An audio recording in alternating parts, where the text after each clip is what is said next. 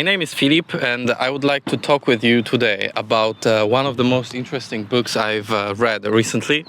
The book is called Lost Connections by Johann Hari, and it talks about depression.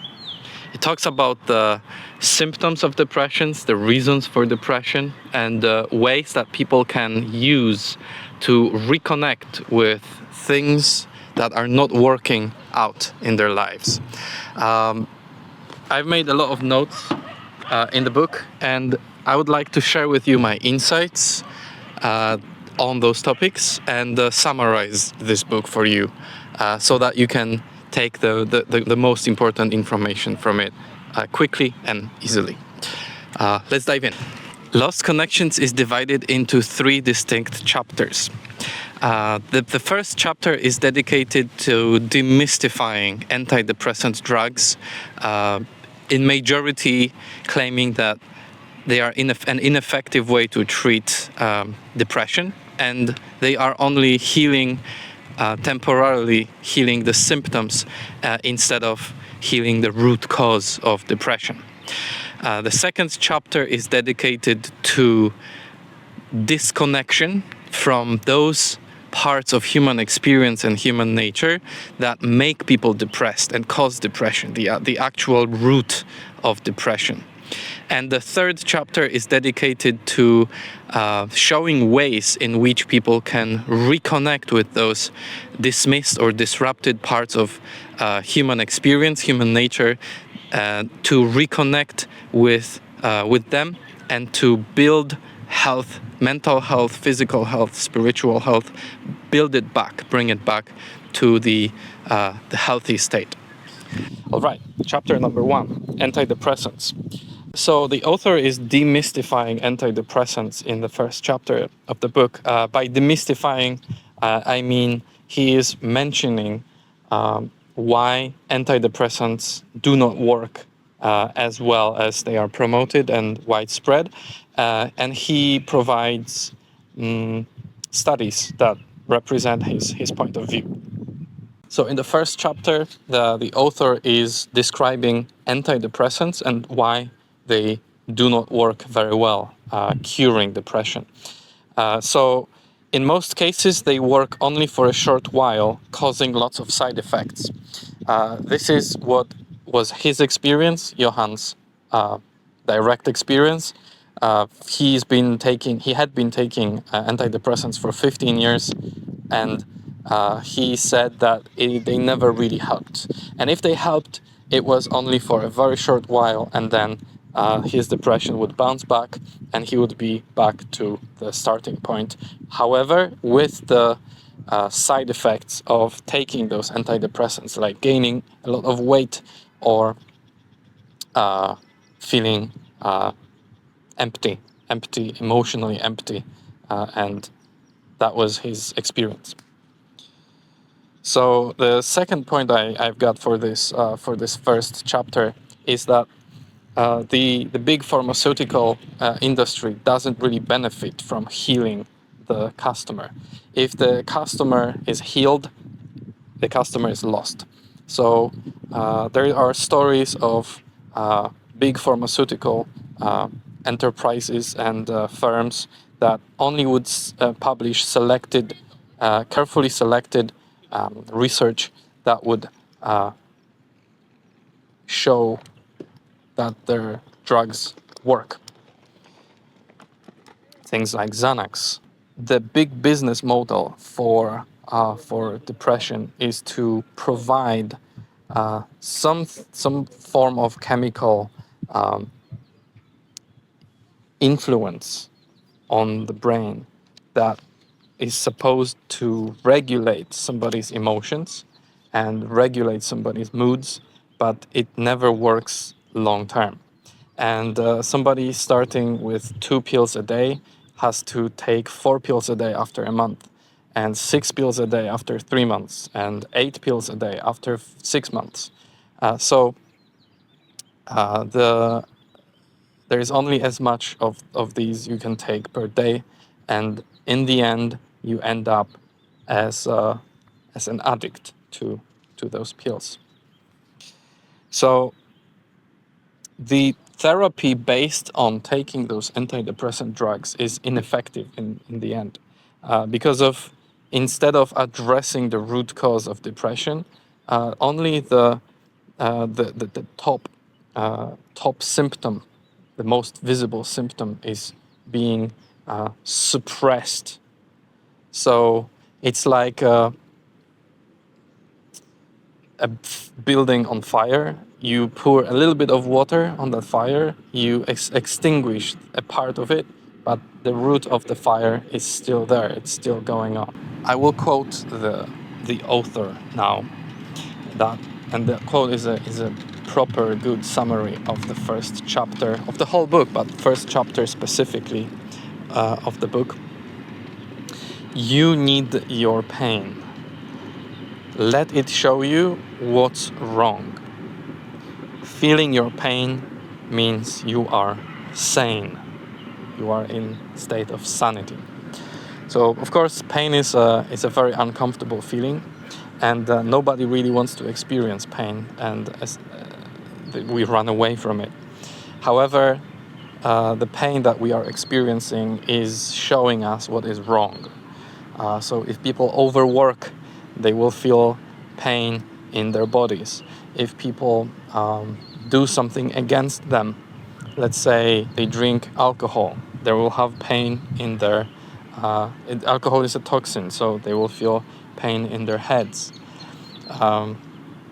If you abandon yourself spiritually, or if you abandon yourself emotionally, you will feel pain, emotional pain, that will be wanting you to heal it.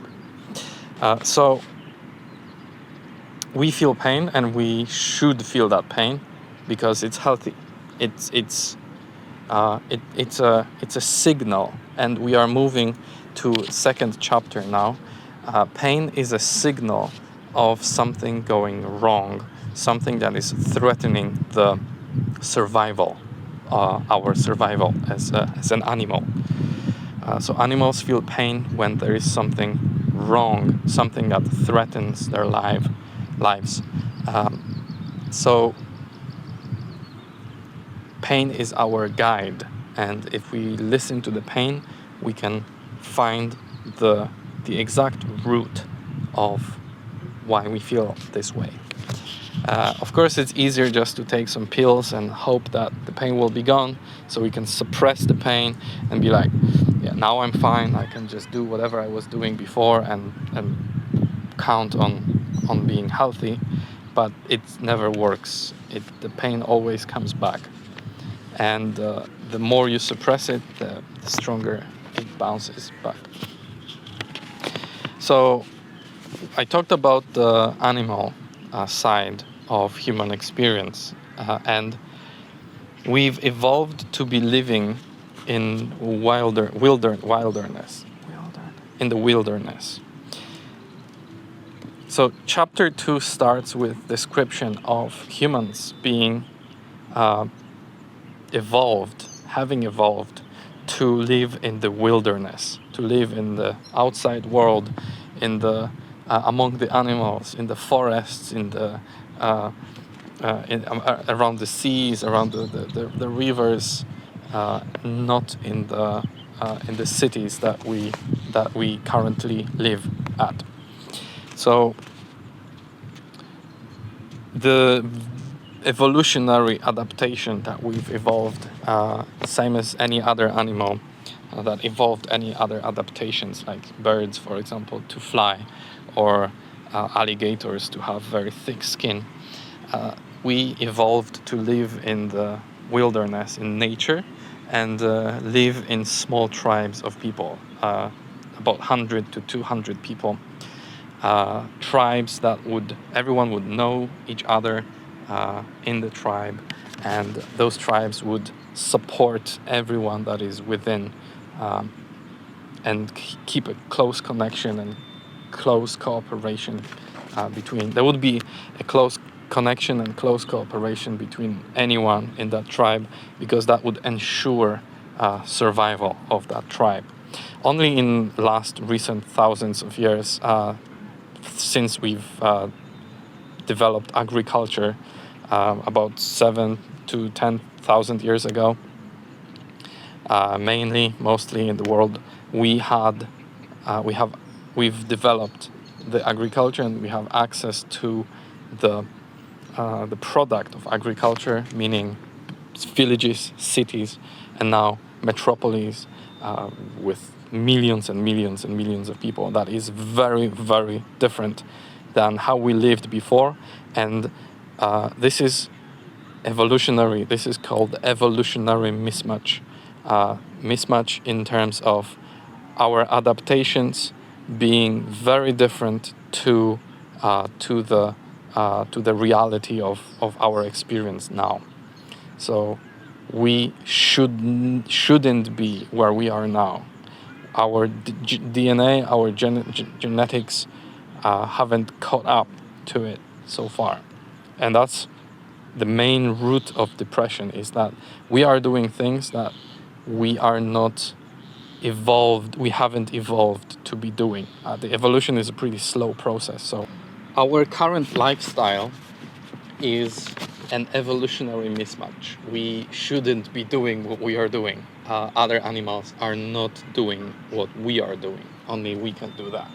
Only we can live in cities. Only we can live in the concrete jungles. Only we have social media, internet, shops with food, money. No other animal has it. There are actual experiments that show what happens with animals if they are caught in captivity. So if you keep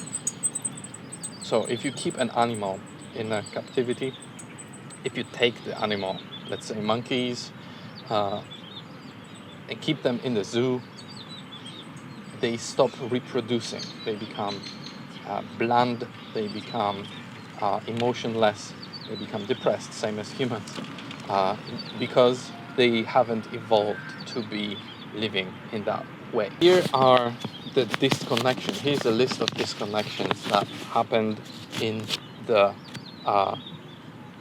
modern society that keep people depressed or are the root cause of depression. So there is a strong disconnection from other people. We are the most connected we've ever been, but we are also the most disconnected we've ever been in history. We don't need other people now as much as we did thousands of years ago, hundreds of even 50 years ago. We have social media, but the connections between people on social media are very shallow, and we cannot really use the internet connection through the internet. We cannot really benefit from those connections as much as we benefit from the connections face to face. We evolved to feel each other. We've evolved to see each other, smell each other, and only then feel good, only then feel nourished and fulfilled. So it doesn't work. Online connections, social media do not work. There is a disconnection from work with meaning. Many people in the world are working in jobs that are meaningless or even harmful to society. Many people are working in very low status jobs that they have no control over. And that is another disconnection from status and respect. Now, if you have money, you have status, you have respect. Before, status would be earned through deeds, through actual benefits to society. Now, you don't have to benefit society at all. As long as you have money, you have status. Intrinsic values is another disconnection. So intrinsic versus extrinsic value system is basically what motivates you either is internal or external. If you are chasing material wealth, if you are chasing goods, then external wealth is motivating you, and it's way easier to become depressed if you always look outside for satisfaction and for happiness. Intrinsic values, on the other hand, are values that are coming from within, values that are uh, motivating people to do something, uh, that are their passions, their real interest of the heart, uh, things that push them to get up from bed in the morning, that are related to what they like and what they want to do from within, not from without. So it doesn't matter if an artist sells his music or his paintings or his statues as a sculptor. It doesn't really matter for him, because if he is motivated intrinsically, he gets a lot of satisfaction and pleasure just uh, from creating, from just following his dreams and his passions. So people who are following extrinsic values are much easier to get depressed. It's much more common among those people because they never can fully feel satisfied, just because there's always another thing to chase. There's always another item to have, another phone, another car, another thing. Yeah, it's never ends. The chase never ends. Another big one is nature. People living in cities report much higher rates of depression than people who live in the villages and close to the nature. The more green the area that you are living in, the lower the depression rate in that area. We do not really feel good in the concrete areas, in the bland areas with no life. We feel best when we are connected to something bigger than us, more complex than us. And if you go spend time in nature, you can really feel like you are just a piece of the puzzle, not like your whole life is just all about you. There are different animals, there are different plants, the sun, the air, everything is just in coexistence together. And we are a part of that bigger ecosystem. We are not really just self obsessed anymore. If we go and spend time in nature, we can enter that flow state. Um, and other ones that I also consider important, but I will not be talking too much about, is childhood trauma, status and respect, and secure future. So all these can make people, or lack of understanding of these can make people depressed as well. For example, if somebody is low in status, if they have no control over their lives, if they feel trapped, if they feel like they are a slave, um, if they have some unresolved childhood problems, some trauma that makes them fearful of the future, or fearful of the whatever people, or emotional connection with somebody, or maybe they were abused. This is stuck with them, and they are much more likely to be depressed as well. And secure future is the last one, about just feeling like you can shape your life. If you feel helpless, it's so easy to give into depression, because it doesn't really matter what you are doing. You always feel helpless. You can feel uh, you don't really shape your life. You don't really influence it in the way that you want. And it also comes with money, with no money. If you don't have money, if you are unsure about your work, if you have to struggle a lot, and if you are in the survival mode, it's way easier to fall into depression than if you have a secure future, if you know that you will be well, and that you have a, let's say, 5-year contract in the company, or if the boss likes you, or just things like that. So the last chapter is the real antidepressants, not drugs, not pills. What is the real antidepressant that can help people? Number one is having a community, having somebody that you can rely on, uh, a group of a tribe, people who support you and you support them in return. Someone who just has your back. Alone, we cannot really do much, and loneliness is one of the major reasons for depression. And in recent year years, in recent years, the culture is being more and more and more lonely. There's a loneliness epidemic in the world.